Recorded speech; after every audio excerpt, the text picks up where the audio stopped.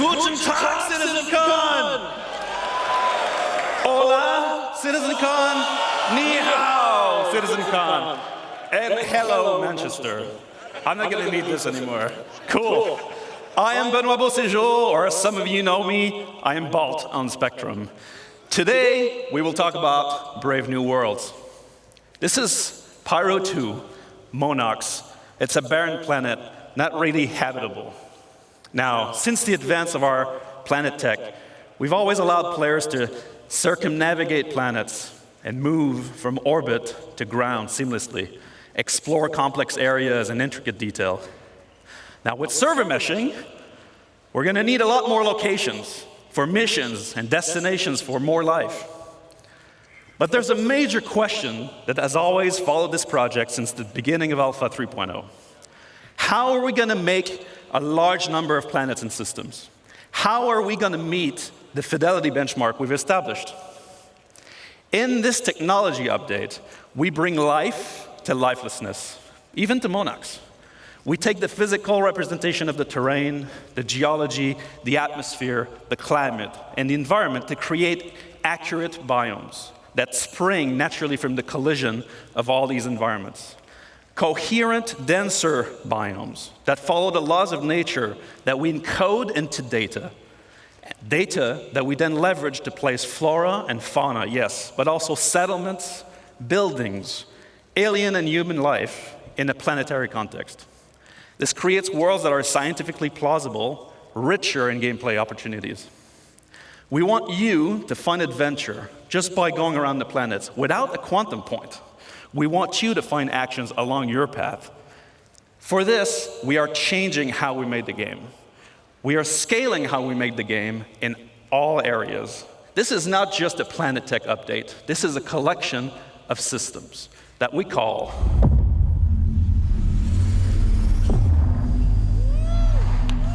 Genesis.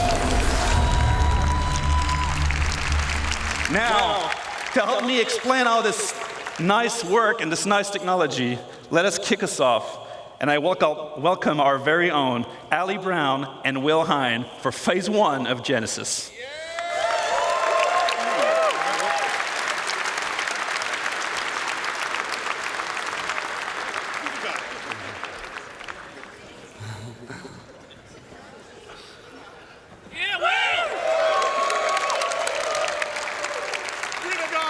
Hello, Star Citizen. Yes, hello, CitizenCon. Yeah. So let's start with some introductions. This guy over here is Will Hain, aka Water Guy or River Guy. And this lovely gentleman is Ali Brown, pusher of pixels extraordinaire. And we're here to tell you about phase 1 of Genesis, which we're entitling The Laws of Nature. And this revolves around the fundamental approach we use to build our planet and is the literal foundation for everything else we're going to talk about in this talk today. Now, it centers on data-driven, physically based rules that we aim to realistically emulate nature and its incredible diversity. Before we dive in a bit deeper, let's just recap on some of the things we already have on our planet. So here you can see our lovely atmosphere and our cloud rendering, which can provide some spectacular views. We have our on-the-fly terrain generation, which is no loading screens in our game, which we're very proud of. And then we have our scattering system that can populate these planets with many different diverse biomes. And we've been setting quality benchmarks for each of these biomes as we come across them one by one. But what we have isn't perfect. This scene on Microtech, it looks great, but it's not getting the same density that you'd expect from a real pine forest. That's one of the things we want to solve. The other, if I take you to the other side of Microtech, you'd be excused if you thought we'd just turned around and looked at a different part of the forest. Why is that? Well, this is because currently our artists create slices of biomes in great number, and then they distribute them across the planet using humidity and temperature properties. Each slice looks great in isolation, as you've seen, as you've explored. But this is not the solution to give us varied and natural biomes across an entire planet. Additionally, just using humidity and temperature limits us to only 2 degrees of variation. And that's not enough for the sorts of planets and worlds that we want to create and for you to explore. So how are we going to scale up our planet generation? Well, as I said before, we're going to start with physically based rules that drive everything. We want nothing to feel random on these planets. And we want no limitations on the number of biomes. We want infinite biomes that are continuously changing across the planets. And we want extreme density, and we want to maintain or exceed all of the quality levels we've set with our existing biomes. And most importantly, we want it to be scalable so that we can really scale up to the level of content that the designers are expecting.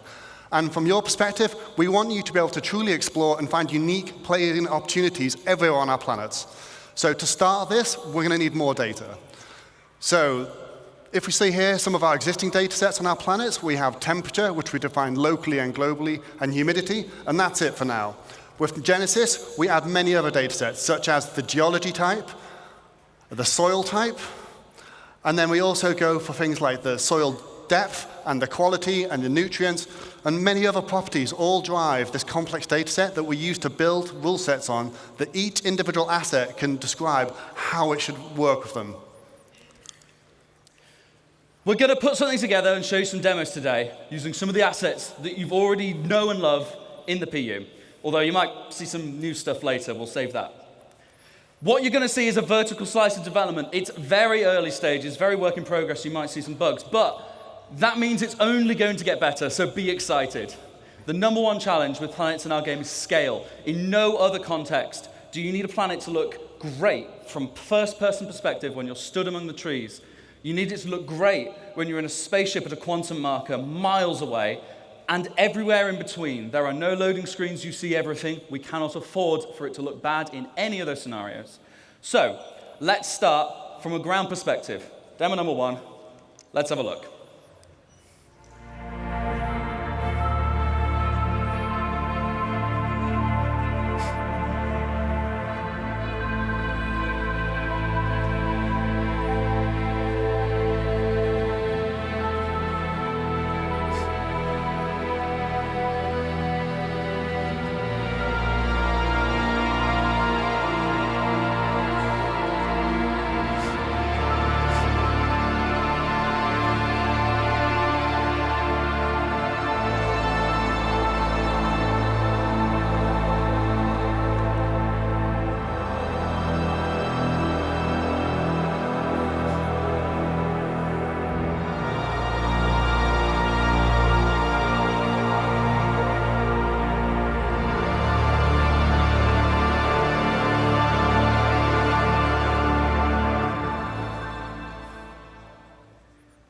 So, how do we make that? Thank you. So, let's talk about first what's underneath it all. The ground! So, in our previous terrain shader, we just switched between different ground textures depending on climate and didn't really consider the unique properties of each type. Now, the terrain shader is based around 4 layers. We always first consider bedrock at the bottom of it all. Then, where appropriate, we add layers of soil of different types. We then add debris where appropriate, whether it be pine needles, dead leaves, etc. And then when it gets cold, we add snow. Each of these layers has unique shading properties and unique transitions between them. Because we do this all in one shader, we're able to achieve that as well as being performant. We can also use things like water saturation to darken and tint the soil and other properties to make it look more realistic. But that's not what filled most of the screen in that demo. That's the vegetation. Like what Ali said, we want to emulate the laws of nature. So in Genesis, we have rule sets for every asset that tells it how to respond to our rich data, whether it be soil type, water availability, temperature, geology, or whatever. We assess the viability and the vitality of each asset and compare them to decide what is likely to spawn in a natural environment. This automatically creates the cohesive environments that you saw in that clip. Not handcrafted anymore. No one has told those ferns and those pines to be like that. They each want to be like that. And that's what we're doing, multiple assets coming together to create a unique microbiome. What about trees then? Same thing. They have a larger requirement for space, they have a larger requirement for nutrients. That's how you see the distribution, and it's how it all works. Let's meet the flora that came together to make that forest, and have a look at some of their properties. Now, just to note, they are all going to look quite similar because we've already seen them in the same place, so they must be similar. So, building blocks, like grass and common grass, medium amounts of sunlight. We had ferns, see as a much lower requirement for sunlight. We had salix bushes forming our undergrowth. And we had pines, of course, and multiple variations of pines. Diversity is driven by competition. Everything has ideal conditions, which affects its competitiveness. We also have additional control over this in the form of dominance, which allows us to make one asset more competitive and more dominant than another, which is just what we see in nature. Everything is constantly fighting for resources and, of course, light. Because we spawn these assets in a hierarchy, it's easy to propagate shade data down over the distribution of the assets so that we can control ones that prefer or reject shade. Often, like these ferns, they can spawn in light, but they are outcompeted in those scenarios most of the time. So you will see a rogue fern, or a place where there's no seeds for a specific asset, you might start to get this coming in. Let's take a look from a larger perspective again.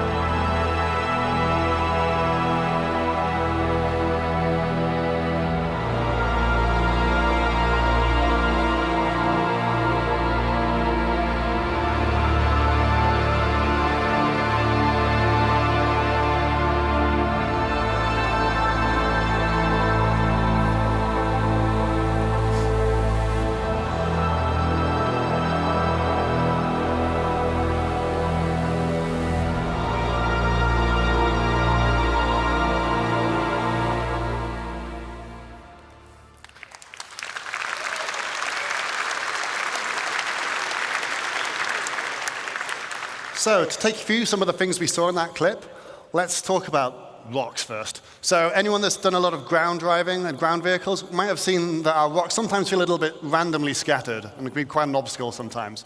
So in this clip, you saw that the rocks are no longer randomly scattered, and they're now placed based on physically based rule sets.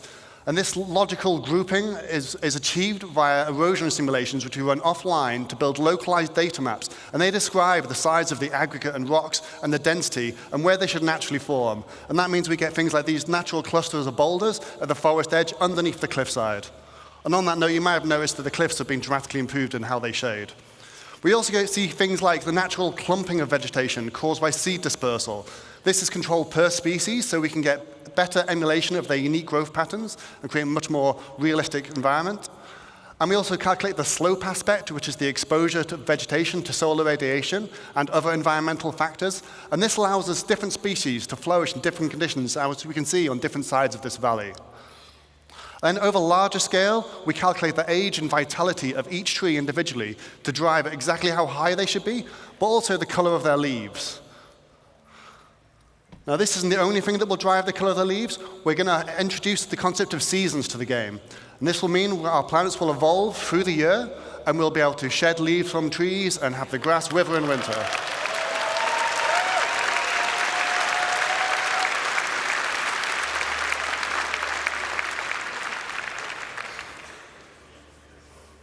So as you're starting to see, all these rules, all this data, it's all coming together to create what we call truly emergent biomes. Let's have one more look at how this varies over a much larger scale.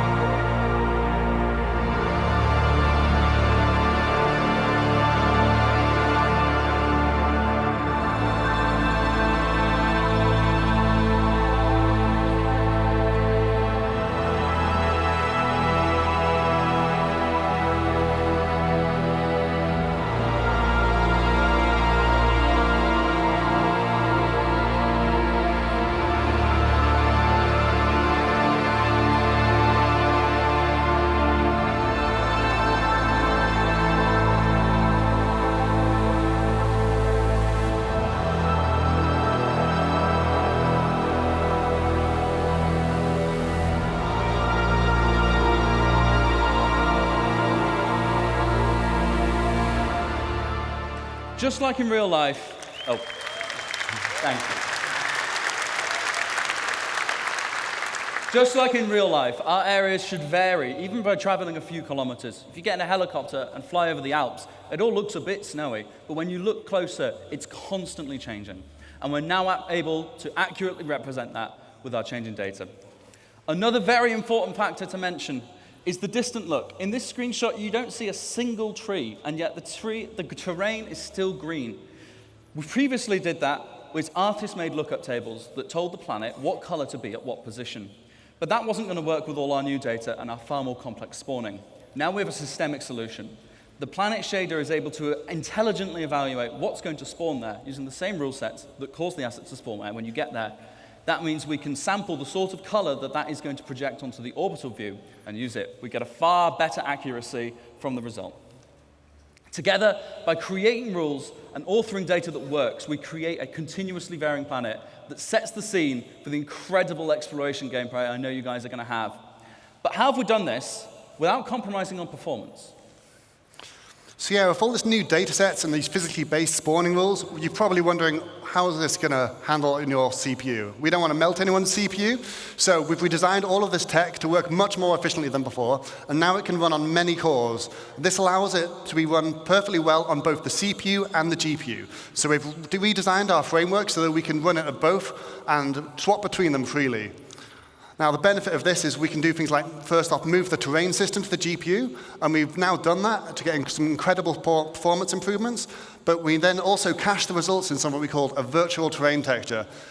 I'll just give you a quick demo of this now. This is now vastly faster than the previous system, but it also allows us to generate the terrain in much higher resolution, which means all the popping you can see on the mountains as we're approaching, all of that should be completely eliminated on the right-hand side of the screen.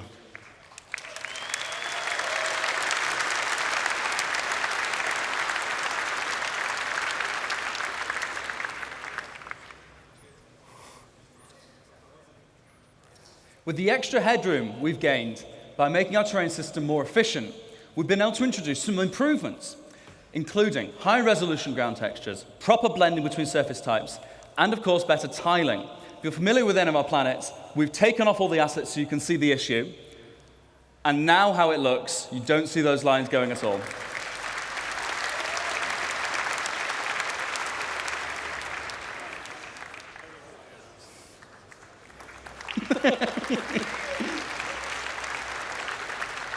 And one more.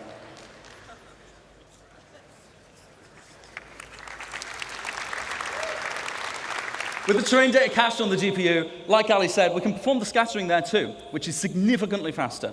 All those algorithms that we've used to generate those first bits can run there without being more expensive on your CPU. And it also means the results are directly there on the GPU. We can render straight from them. That allows us to have dramatically more density in our new system. We can render objects directly without having to go via the CPU every frame. We also cull at different levels of granularity, with bigger groups in the distance and individual assets up close. Just as a demonstration, this is the sort of density you can expect on Microtech today. And in a second, we'll flip over to what you can expect from the new upcoming tech.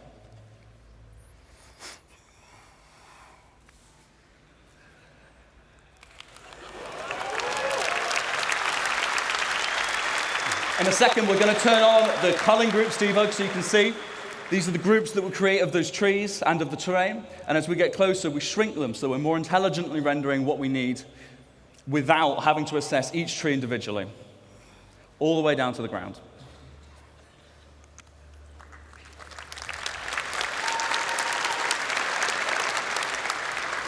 So to recap some of the things you've seen here in phase one, we had data-driven rules based on physically based data, generating emergent biomes that continuously vary across our planets to get infinite possibilities.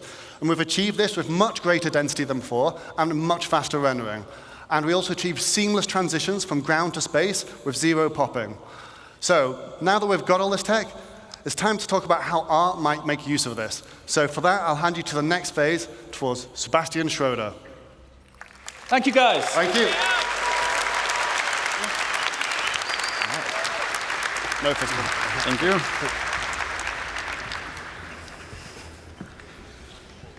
you. Wow. Thank God there's only 20 of you, otherwise I'd be nervous. Right, thanks for having me. I'm here on behalf of the Planet Content team, and we're very excited to finally show you some of the things we've been working on. As you've just seen from Will and Ali, the system keeps growing in both complexity and capability, so our libraries have to grow alongside it. Wait, should I click? No. No, I should click. Yeah, click. Oh, there we go. So, our goal with the content is to provide the content that the system needs to populate every corner of every planet with realistic environments. And this content is what this phase of Genesis is all about, emergent biomes. For our first example of today, it's almost a shame Will left because it's about moisture, but let's look at very high moisture and medium to high temperature.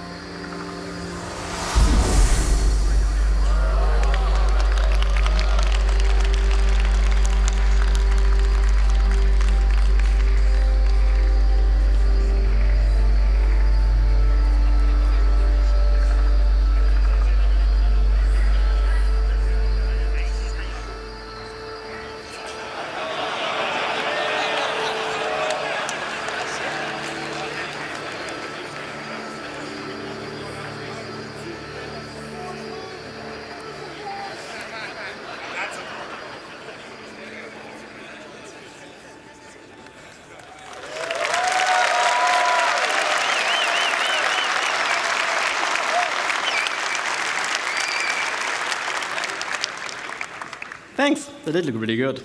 So, for swarms, we obviously made vegetation that feels at home in or near water. But before we dive in, allow me to give you a quick primer on our approach to authoring plants. Most species can survive in a fairly wide range of climate conditions, but will only thrive if the conditions are ideal. To support this concept, we author our vegetation assets to describe the full growth cycle of a species. If the conditions aren't ideal, they may not grow to full maturity or look their best, but the species can still exist. So let's have a closer look. For the water's edge, we made plants like this Alternatera and the iris. We also need the aquatic ones to float on the water surface, like the water lily or the pickerel weed. This willow and the one after, a Chinese tallow tree, while comfortable near water, we can also use to replace some of the more aged assets used to seeing elsewhere in the game. The last one, it's taking a bit longer now, but the last one, I'm gonna wait. The last one, you may not see used much in other biomes, but it's a very iconic one for the swamp, the bald cypress.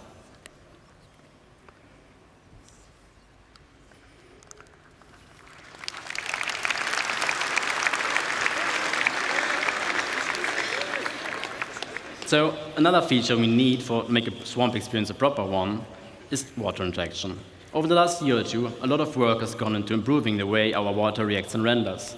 So naturally, we wanted to make a biome that highlights those advances. Let's have a brief look at what it's like being inside the swamp. As you walk through or swim through the water, you may come across obstacles like logs or debris floating on the surface. They will react to the player character and can be pushed out of the way.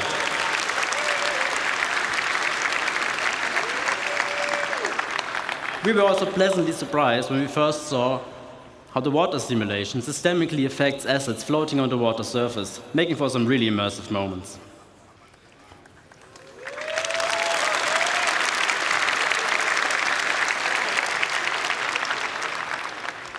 Now, before I get to our second use case of the day, a quick disclaimer. Obviously, all the things you're seeing here today we're still actively working on, but this one in particular, it's a bit early in the process. So let's have a look at extreme object density next. With the data saying we should have high rainfall and sunlight year-round, it's the perfect condition for our next biome to appear.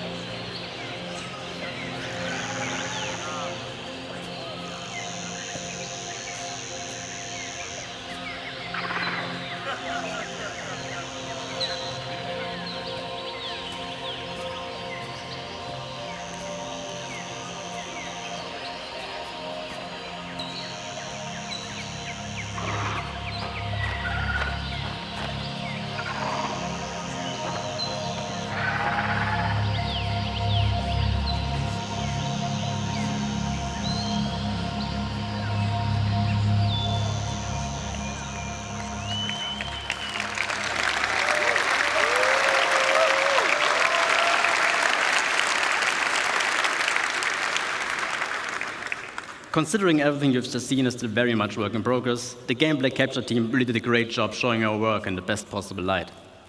With jungles, we wanted to explore the concept of vertical stratification, as they are the prime example for that. What it means is that you have horizontal layers of microbiomes defined by the species that thrives with the amount of sunlight and rain that still reaches there. The floor, herb, and brush layer we could almost do before, obviously missing the density. But now we also have the option to add variation to the tree layer by dynamically spawning epiphytes like lianas, orchids, or bromeliads attached to trunks and canopies of other assets.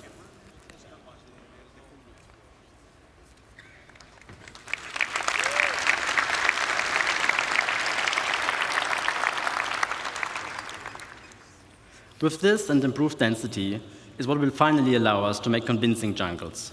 And the best part is, we don't even need a lot of different species to create what we refer to as a canvas of a biome. The idea being that we can vary what kind of forest you're in by adding or replacing the plants that visually stand out the most. Now, to get us started on our stratification, we made epiphytes like the Epiprenum and the bromeliad, including a potted version for your hab.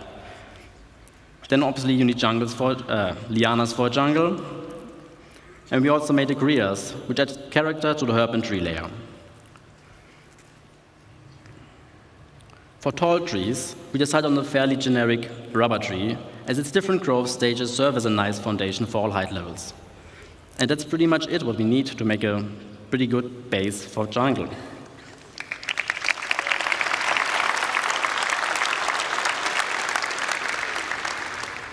Now, for our third and last use case, let's pretend the data indicates regular rainfall and moderate temperatures.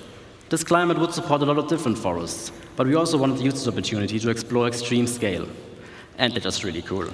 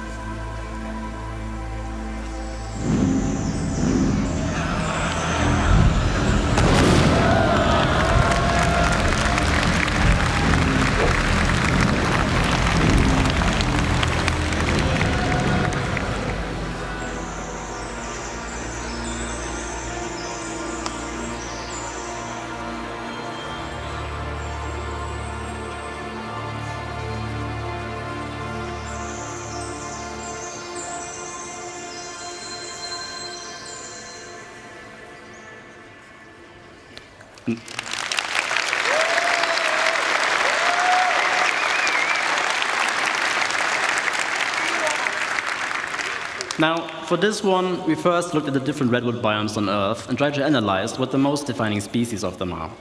With this understanding, we then decided on the following plants to allow for a fairly universal redwood forest that will easily support variation across continents and planets. A fairly common family of species for the ground levels of all redwoods are ferns, in our case, the sword fern. We also made a huckleberry variant to provide some visual density for the shrub layer. To add some Jurassic vibes, we made tree ferns, as they can be found in New Zealand's redwood forests. The most important one, though, are obviously sequoias, and they ended up being one of our most complex sets yet. As it turns out, they can grow to be fairly ridiculous in size. It keeps going.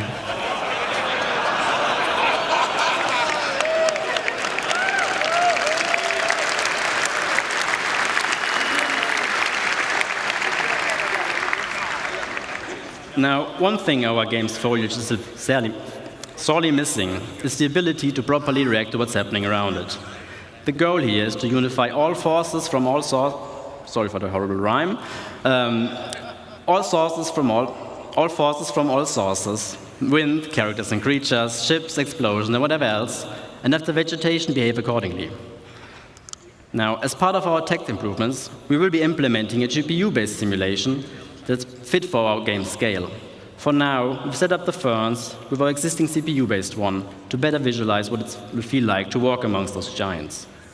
Also, with the biomes on our planets now being defined by where an individual object wants to appear, you can expect a lot more happy accidents by having species invade different biomes, making for some unique locations, hopefully. Surely.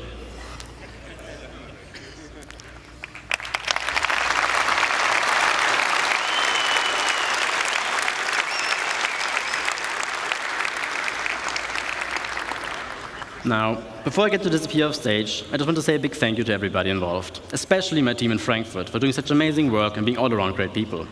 And also to all of you guys. I really hope you have a fantastic CitizenCon. This concludes this phase of Genesis, so please welcome Ian to the stage so I can tell you all about the next one.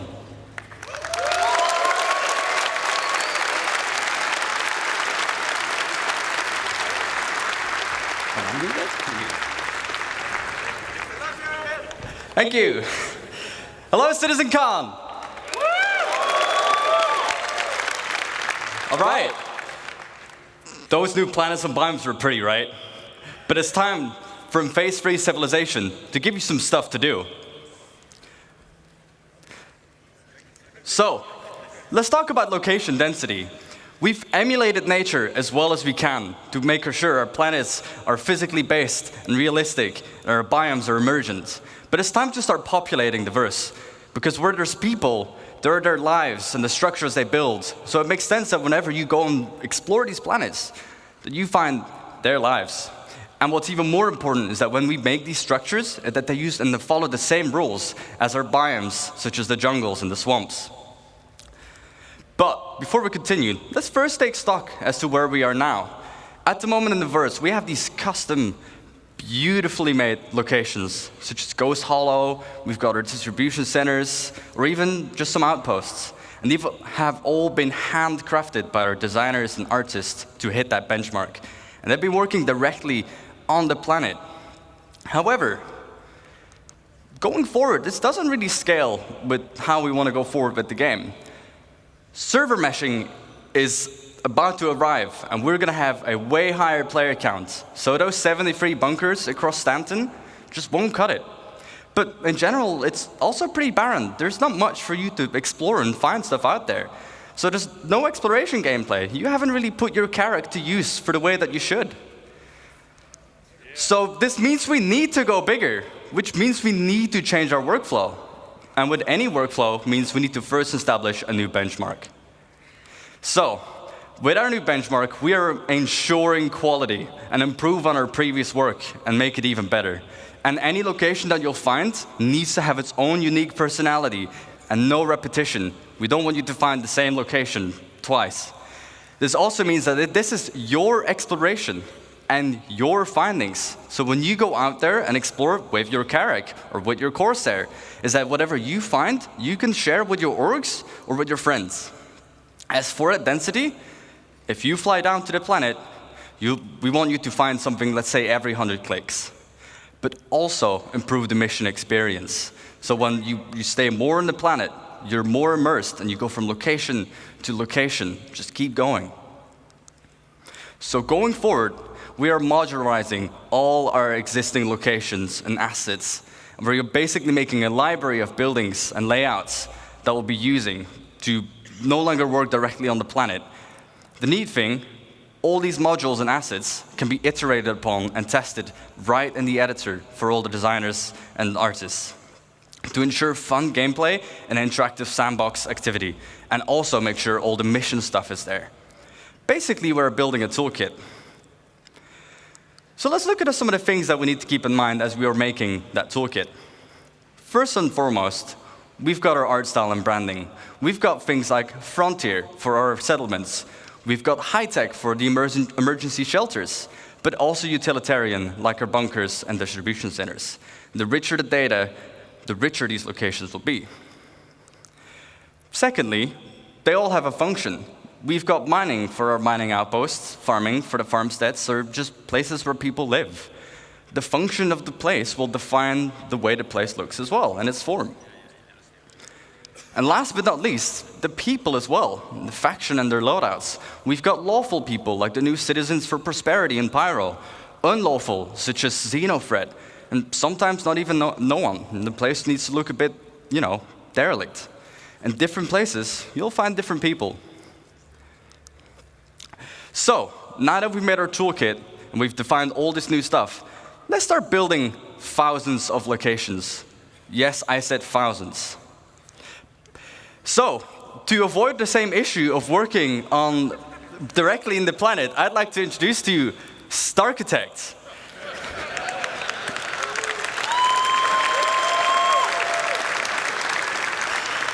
What StarArchitect allows us to do is directly on a planetary scale scatter all these new libraries and modules and assets and no longer work directly on the planet. And it uses the same logical rule set as our emergent biomes. And it also gives us full control over the data that we set on these locations. So expect locations in places where they make sense. Let's kind of look at all this new Genesis data and all these new libraries and chuck it into StarArchitect and see what it gives us. As you can see, we're now able to make full-size locations, and they will look completely different based on where you'd find them. The layouts are controlled by the rules, and it will reflect its place in the verse. We've got farms, mining outposts, but even our older locations, such as the bunkers that you find on Stanton.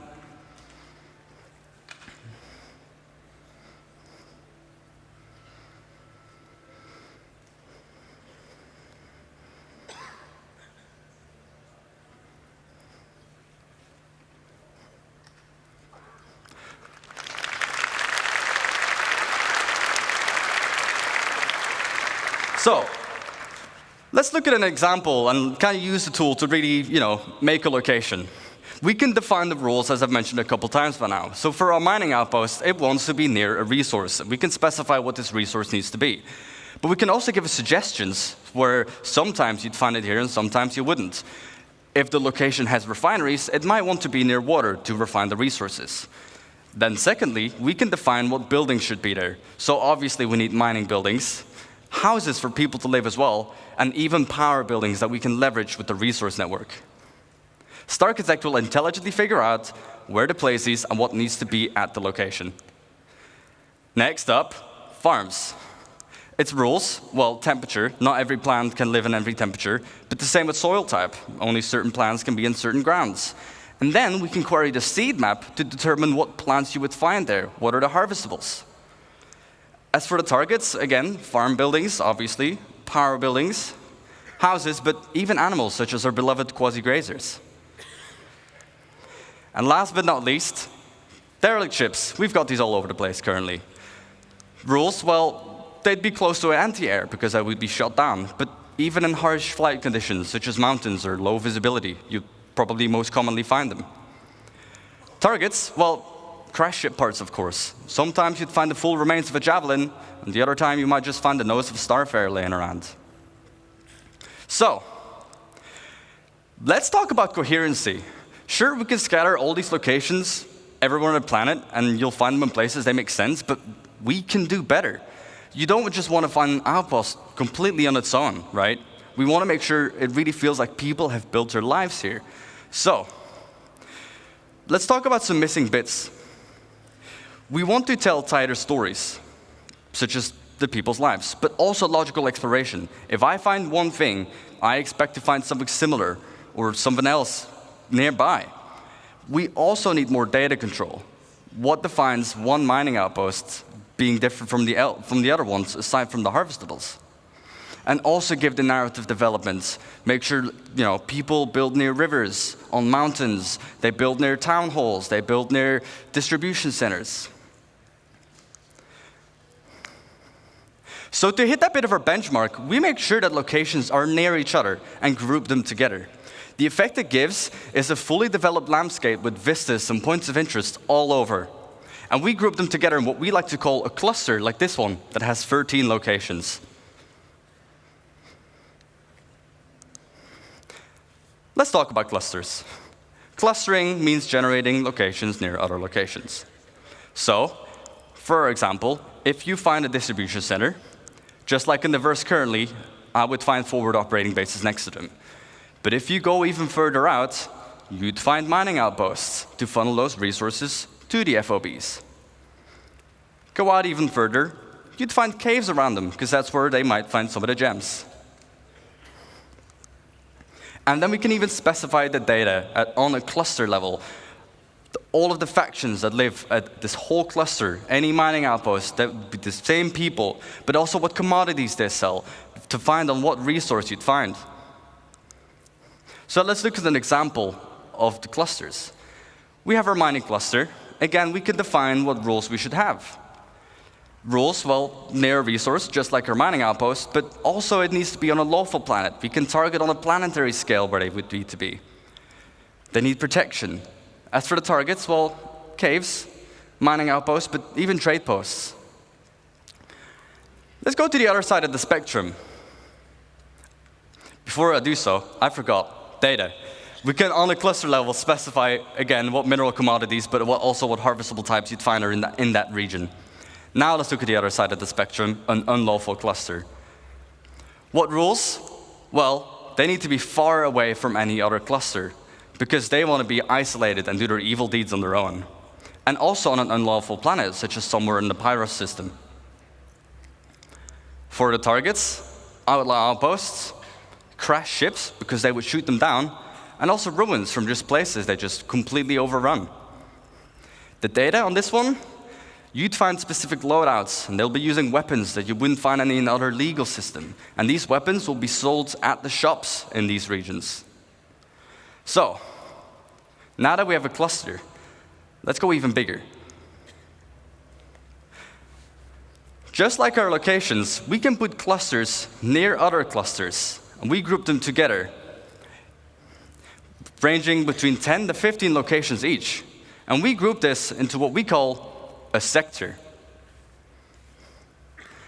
Like this one, that has about 120 locations. However, on a planetary scale, we can define how many sectors we should have, with each their own data and persona. And every single one of these locations is now ready for the mission system to hook up and give you gameplay, and for you to find a bunch of places on your own. And just on this side of the planet, can you guess the number? We've got about 3,042 locations.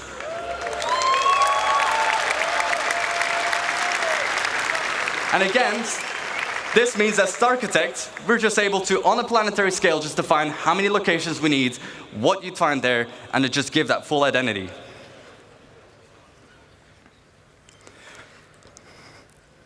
Thank you for listening.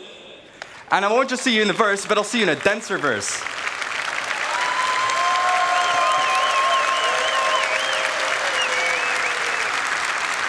However, this was only the first phase of civilization. Let me introduce you to the stage, the person who will introduce life at these locations, Francesco Roccucci.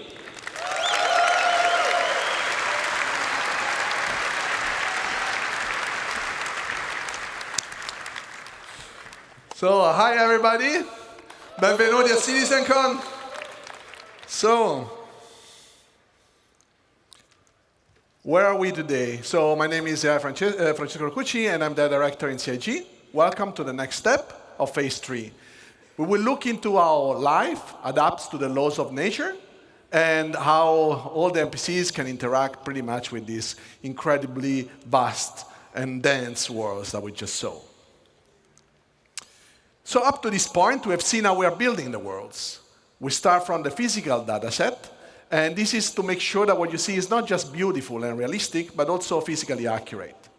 So the distribution of the elements that we have seen and the location and the POIs are influenced by geology, mission, narrative, and the lore. Those locations cannot be lifeless.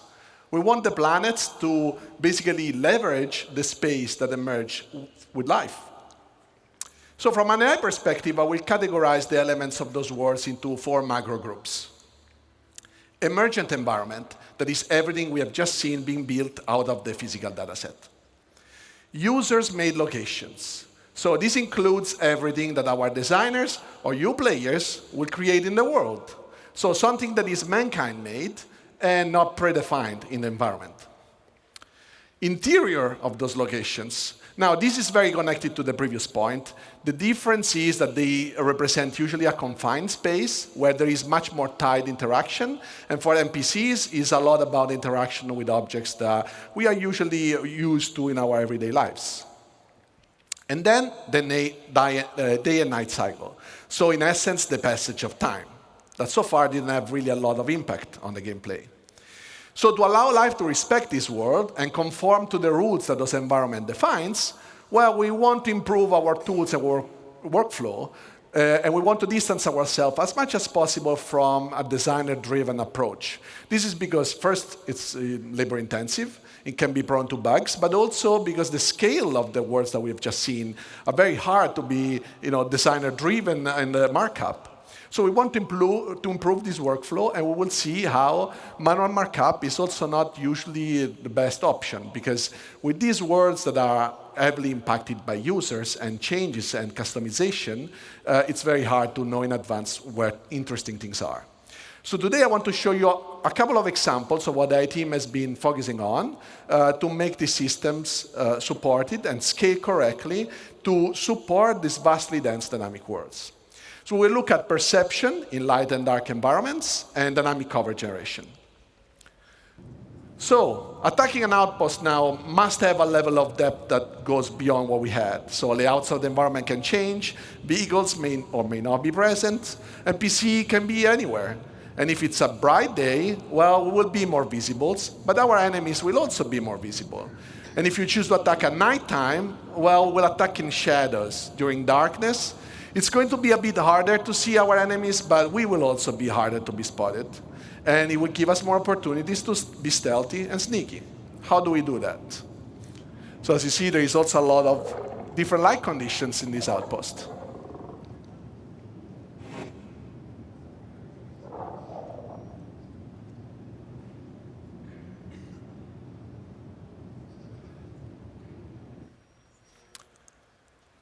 So in this scenario, we will start look at how perception is impacted by the day and night cycle.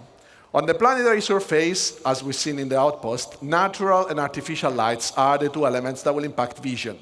And knowing that, you can use this to leverage your gameplay style to exploit basically all the environment. So what is perception? On the NPC level is the combination of data that we collect out of the senses. And vision is one of the senses and just tries to, in a way, simulates the human side ability. So designers can already tweak the perception in different ways. And one way is defining how quickly NPCs can understand what they're seeing. And the light condition have a direct impact on how quickly an NPC will fully understand, for example, if there is an hostile in front of them. And obviously, there is condition of light that designers can control, and some others, like the day-night cycle, that they can't. So in this video, we'll see two main elements. The graph on the top left and the two colorful cones. The graph on the left basically represents the current light level the NPC is in, and the current multiplier this light level generates to speed up or slow down the NPC perception and understanding. The two cones instead represents the primary and secondary FOV. The red color means that if you stand in that location, it will result in NPC reacting the slowest to you, and the green color instead represents the quickest response.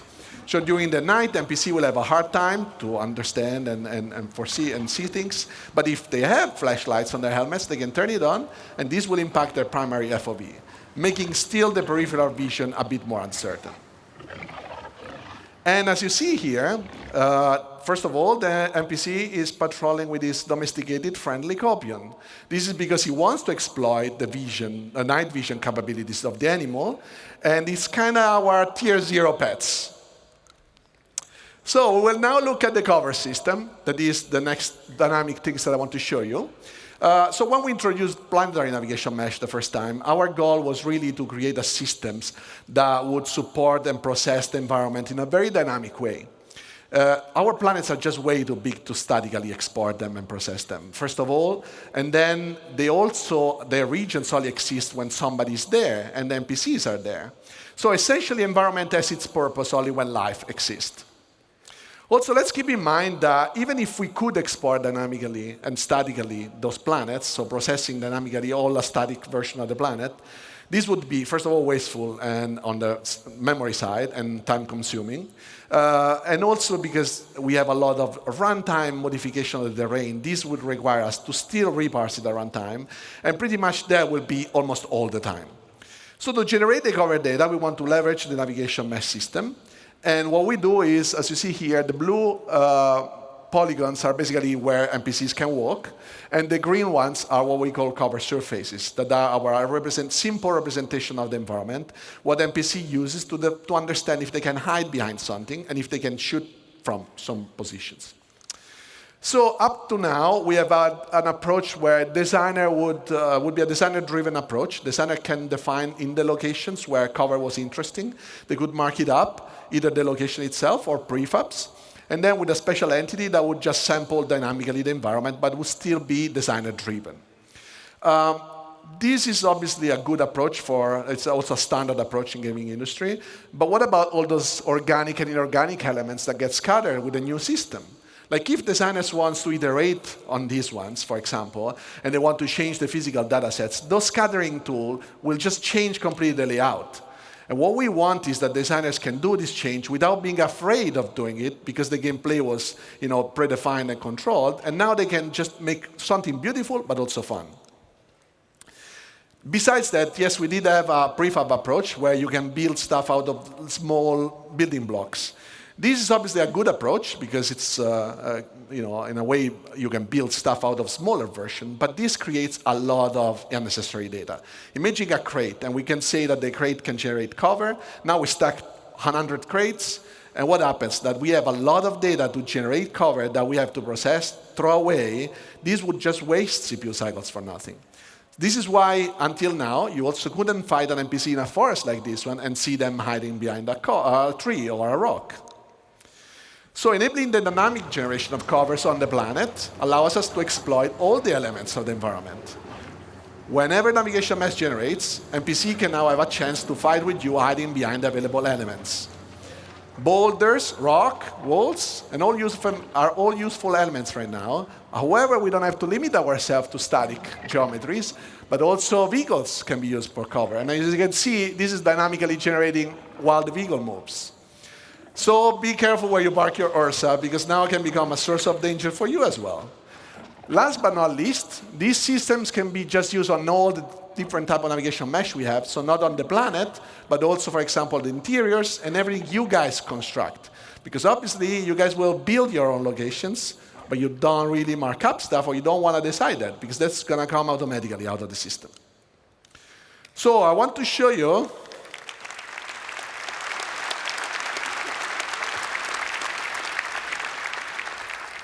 So what I want to show you now is just like a little bit of insight of what goes behind the scene when we generate cover and navigation mesh.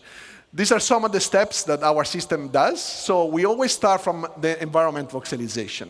What that means is we process the geometry, the physical representation of the geometries, that is a little bit simpler than usually the render mesh, and we construct it in a voxelized approach. This is also using different types of agent definition. Why so? Because obviously where a human can move is not the same as where a vehicle can move. So we can define different type of precisions and then speeding up the process where we have to, or be more precise where we cannot be to. And we can also create overrides based on different things. For example, if you crouch, you can enter into smaller locations than where you stand. This process is basically common between navigation mesh and cover.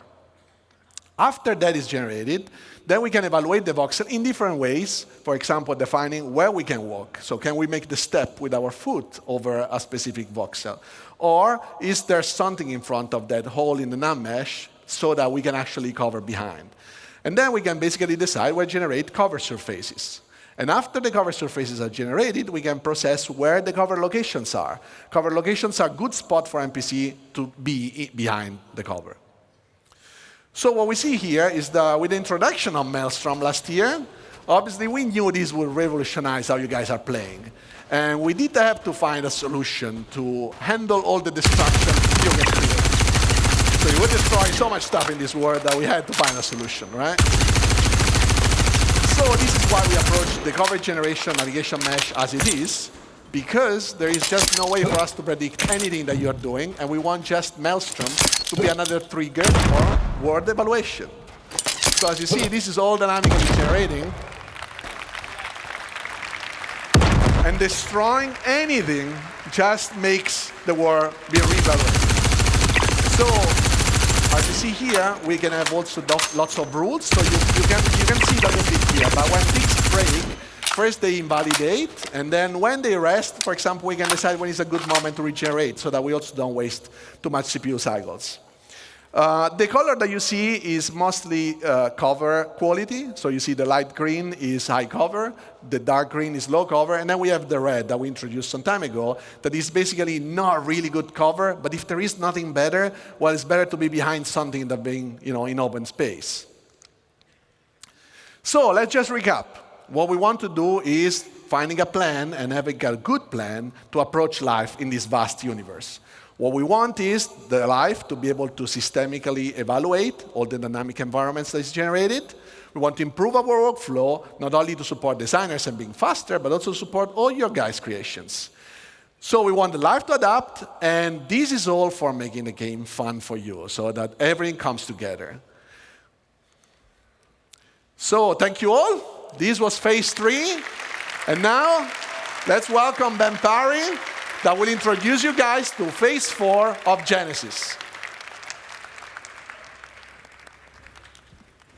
Thank you. Hello, CitizenCon. That's not my lines. Sorry, someone's changed my lines. Welcome to phase 4, light and sound. Now, we've seen already automated systems for automatically placing different biomes, different vegetation, settlements, and people. So now we're going to take the same approach to automatically handling light itself. First of all, why is this important? Well, it's not always obvious, especially when they do their jobs as well as they do. But there's an incredible amount of attention from the lighting artists that goes into all of the locations that we have in the game.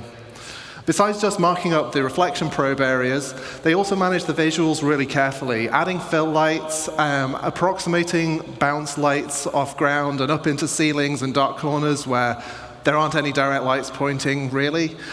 And the problem is, not only does this take a lot of time and really constrain the style that they're using, it's simply not possible. If you've got a planet full of forests and, 3,000 and something placed locations, you're going to be exploring places that no artist has ever visited. No, they've not looked at, and they're certainly not going to be able to have tweaked it for you. So we need something that works completely hands-off. And natural outdoor scenes are especially problematic for us. Indoors, you can put a lot of little lights around pointing from different directions, and you can probably justify it. Outdoors, you've got the sun, and you've got the sky. And if you're behind a tree, you've got the sky. And so you need that skylight to vary. Now,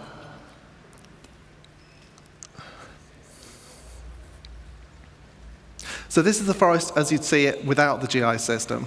As you can see, all the shadows are receiving lighting from the same environment probe, so it's basically just a flat color across. We replace that with around 40,000 mini ray trace probes. Each of them has their own view of the sky, and so that gives you way more contrast and variation as you move in and out of the canopy.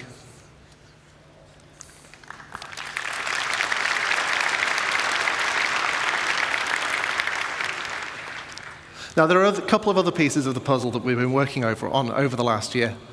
Now, the first is, well, all the stuff that you can't stick 40,000 mini probes onto. Anything that doesn't have an opaque surface, we can't really know where it is on the screen and track it from frame to frame. But if we don't do anything, it's going to stick out like a sore thumb. We've got fog, we've got particles, we've got the other little things, I don't know what they are. And so we need something to do with those. So to address this, we've added a kind of stable grid of medium-y kind of probes that are generated around the player as you move around. So that gives us approximately matching lighting that we can apply to all of those things. Now, this is a little bit difficult to illustrate in normal scenes, so for once I've been making my own levels. As you can see, Pico's in trouble again, but because the lighting team hasn't helped, you can't see anything in most of the scene. If you add the transparency GI system, suddenly the whole scene comes alive. And this is something that we could never have done until we added this tech.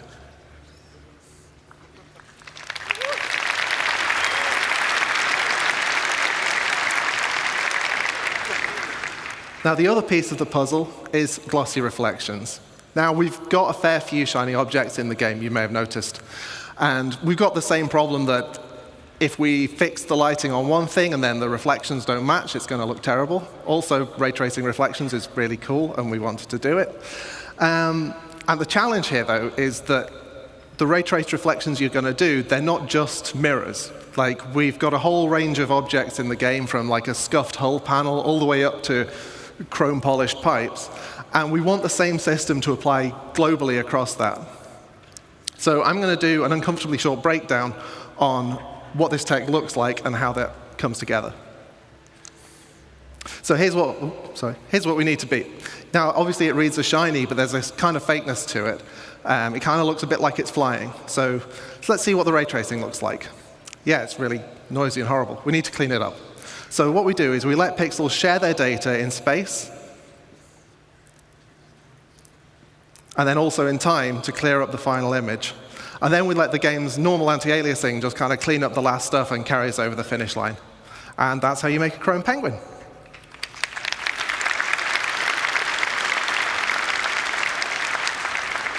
Now, I'm going to derail for a moment away from the topic of Genesis, because this isn't actually just about automating the lighting for new environments.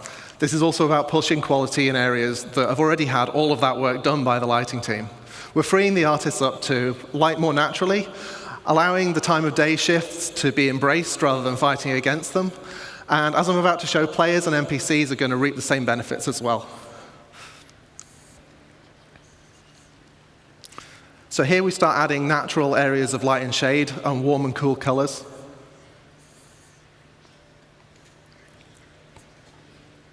These open areas benefit in the same way as the forest scene did, adding areas of shade and areas of open lighting. Like I mentioned, the time of day shifting leads to different ambience as the sun moves. And this is the shot that I just liked.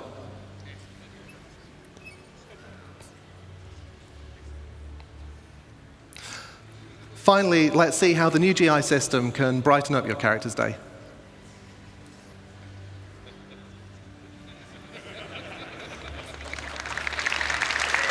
And also their day as well, whoever they are. Well, I promised you light and sound, but I don't actually know anything about sound. So here's the man who does, Graham Phillipson.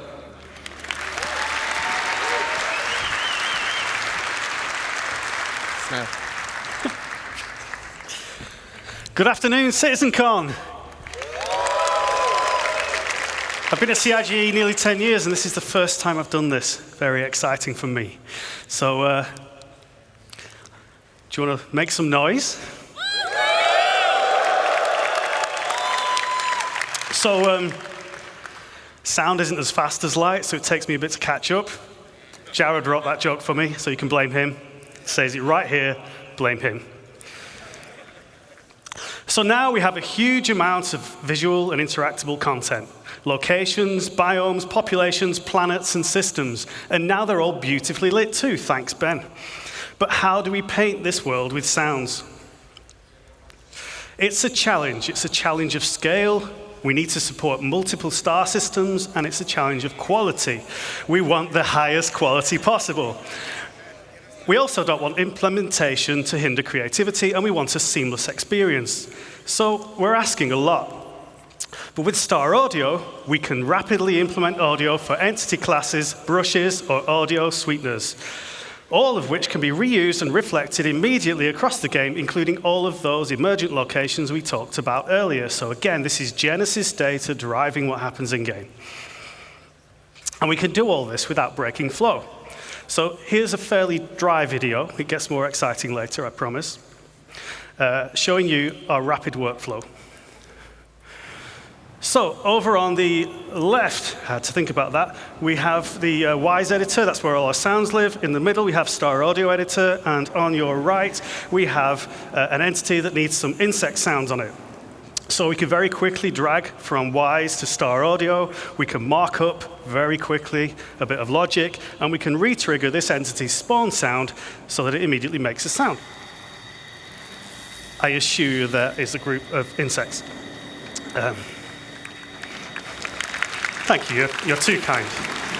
If you like that one, you'll like the ones that come later. But there's a little something missing. So to add some realism, sounds respond to how they move, how you move in the world and how they move relative to you. So we need to change the frequency as their velocity relative to the listener changes. This is known as the Doppler effect. In simple terms, the pitch dropping as something whizzes by. Or, in even simpler terms, now, sound designers traditionally needed to implement their own Doppler sounds. But given how fast we can travel through these rich, dense locations, and the sheer number of them, we can't afford to be doing that any longer. So we've created a systemic Doppler solution. And I'm going to show you that now, the only way I know how, by putting a big Benny noodle machine on top of a mountain.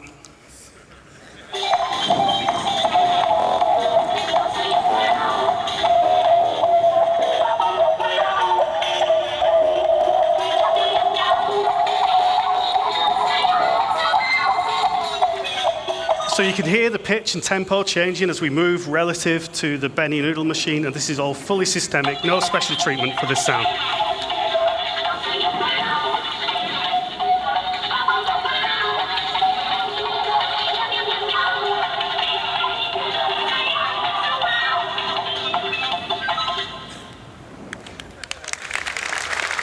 And I expect the noodle bar to be very busy after that commercial. So, how does it work? Well, the listener is surrounded by variable time delay buffering, not the horrible kind of buffering you get on the internet. This is a really nice kind that helps the game sound good. Each buffer represents a section of the sphere around the audio listener, and the audio is mixed into these buffers at a position that is appropriate to the object's position in the world. Changes in the position are applied to the delay buffer by interpolating the audio data. But that's not all we're doing here. Now, I know there was a bar citizen yesterday, so some of you may not be thinking as fast as you might normally, but you may have realized that by buffering the data in this way, we're not just creating a speed of sound, we are not just creating a Doppler effect, we are indeed, and I just spoiled my own line, creating a speed of sound effect.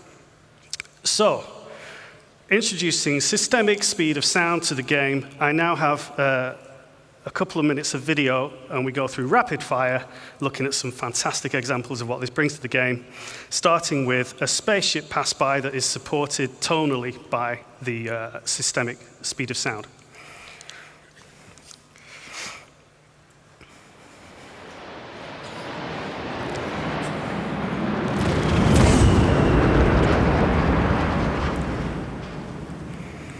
Okay, sounds cool. What about weapon fire? So let's bring in a sniper and, unfortunately for the sensitive of heart, a Pico. We're going to hear this first from the perspective of both with no speed of sound effect.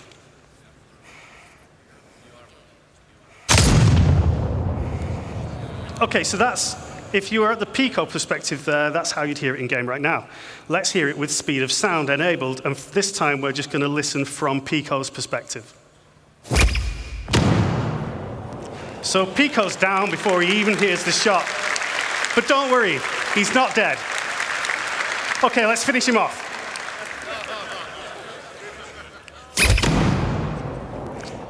Now he's dead. And as the voice of Pips, power up, I need to get some product placement in. So there's one more example for you. Now finally, oh, not finally, we have ship weapons, so listen to the fire rate as the ship approaches the camera here, giving you a bit of a sense of threat.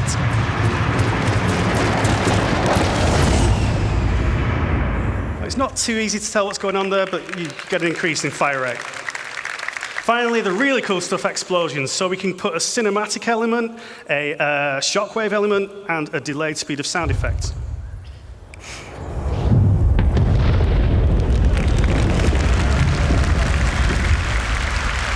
And that's way too cool to do just once, so we're going to do it twice more from further distance. So again, cinematic effect first when you see it. shockwave, and the explosion itself.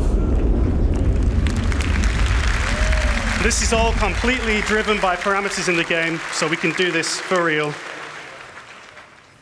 whenever you drop a Moab. One more.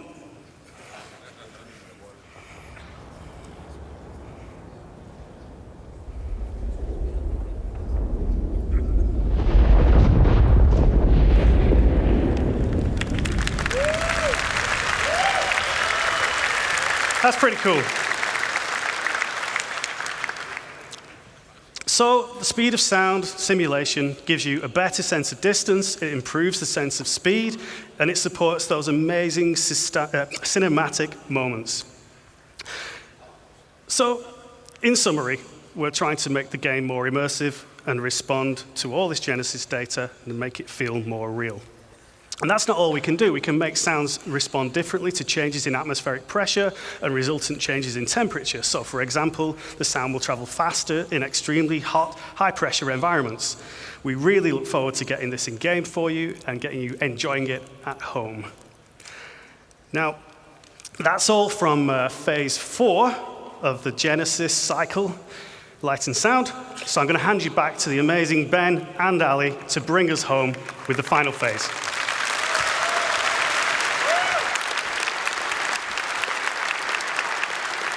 Thank you, sir.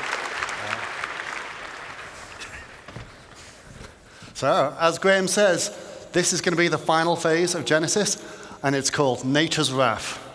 And this is where we're going to bring the very planet itself to life. So, first off, let's start talking clouds. So clouds have got an atmosphere, have got to be one of my favorite visual features of our game, and they're truly awesome, but they're also completely static. Nothing has changed with them. So what we want to bring with Genesis is the evolution of clouds over time. But this isn't just some simple scrolling animation. We use the same physical data sets that drove the biomes we talked about earlier and StarArchitect, and these are also now driving a physical simulation of the clouds so they can form and dissipate in realistic conditions. So this means things like the oceans, the prevailing winds, mountain ranges, and the temperature will all impact the clouds. But to complement these more dynamic clouds, we've also improved our lighting model.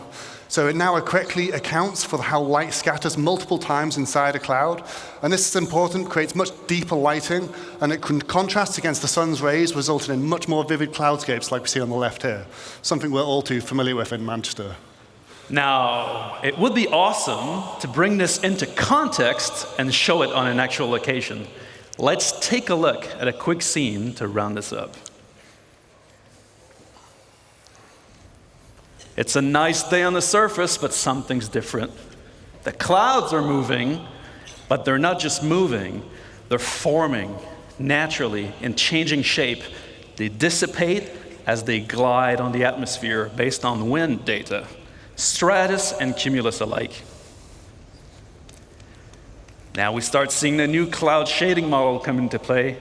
We are seeing enhanced occlusion beneath the cover, emphasizing the sunbeams, how it interact with the clouds, and seeing the light shafts peer through the layers. Now, as this is closing in, we can start to see the changes in visibility of the area. Light precipitation is starting. Previously, we authored static cloud shapes, but no longer. We didn't manually place a volume here. Its presence has been informed by Genesis data. Oh, and it's not just a cloud volume. It's a weather front.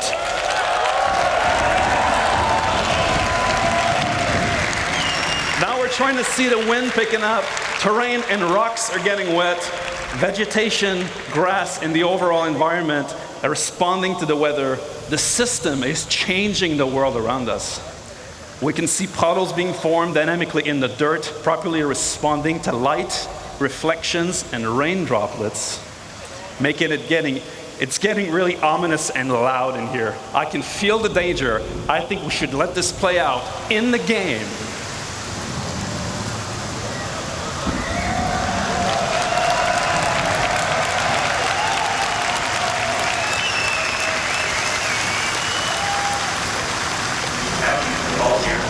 Weather dislocating fast on this location.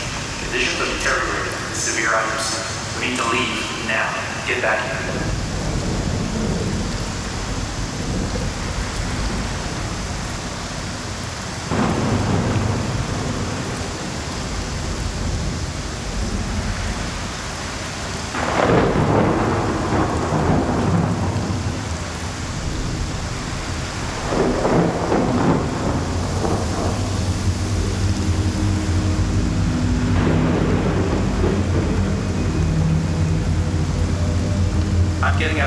Now, powering up, flying out. We'll need to switch to IFR. See you on the other side.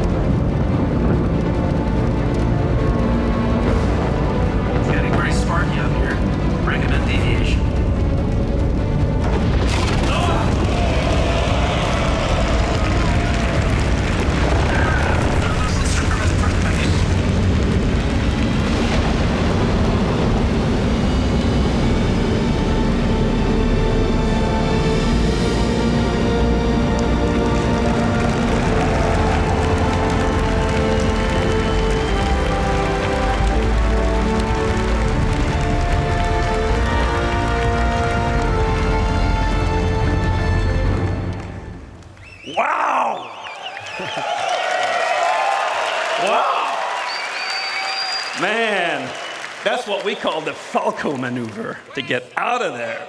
Ali, please break this down for us. What did we just see? Yeah, so that was a combination of lots of tech we just saw that all combined together to make a really great cohesive experience. So we started with the cloud simulation, which wasn't really a cloud simulation, it's a weather simulation. The rain will appear not at random, but it's based on physically plausible conditions, so you have real weather fronts evolving across your planet all the time. We have a host of visual effects, like the rain, and then you have the atmospheric scattering that you get under the columns of rain. We had the puddles and the splashes and all of this type of visual effects. We saw the wind developing over time, and that introduced turbulence to the flight model, making flight very challenging. And then, of course, we saw the lightning, which plays havoc with your instrumentation, but if direct strikes will damage your ship, and of course, some storms will be dangerous enough to be fatal, as Ben's unlucky Aurora just found out. And these storms will sometimes be short-lived and localized, but others will be larger and potentially permanent on some planets. And this is going to restrict access via flight. I mean, players will be forced to resort to ground vehicles or even foot. And this is all going to be dynamic, meaning that you might find yourself trapped in some really unexpected situations. So we really can't wait to use all these mechanics to open up many new gameplay opportunities for All in the Verse soon.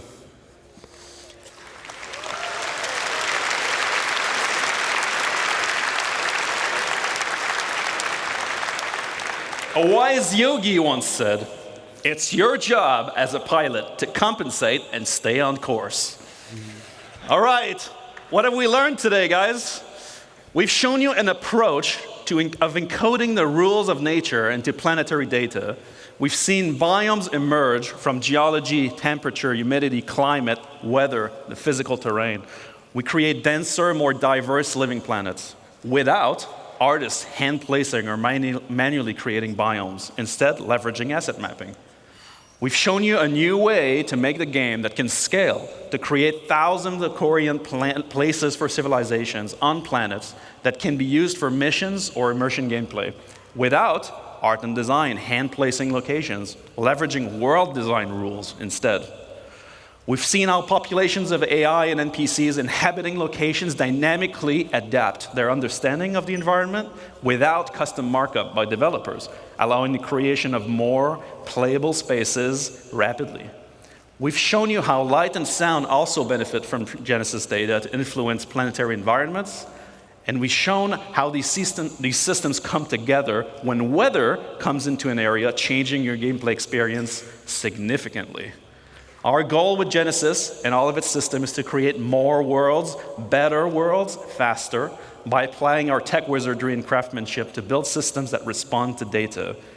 That's our StarEngine presentation for today, guys, for this year. Have a great CitizenCon. We'll see you in the next one.